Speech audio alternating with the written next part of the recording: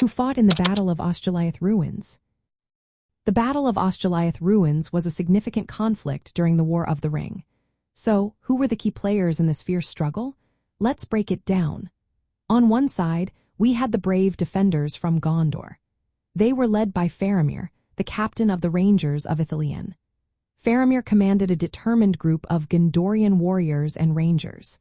Their mission was to hold the ruins of Osgiliath against the invading forces. Now, let's talk about the attackers.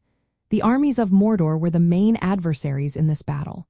This included Orcs and Southrons who crossed the river Anduin under the cover of darkness.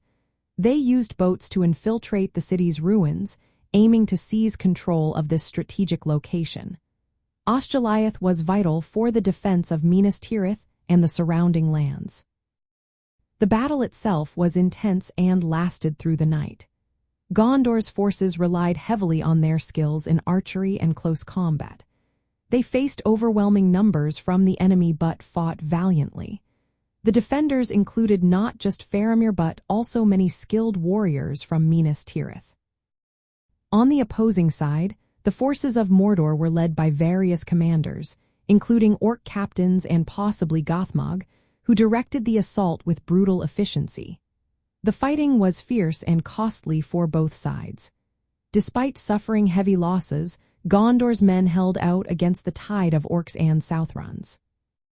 The ruins of Osgiliath became a grim battlefield, filled with broken buildings and shattered defenses. Skirmishes and ambushes were common as both sides fought for control. The defenders used their knowledge of the terrain to delay the enemy's advance. In summary, the Battle of Osgiliath Ruins featured the men of Gondor, led by Faramir and his rangers, against the invading armies of Mordor, composed mainly of Orcs and Southrons.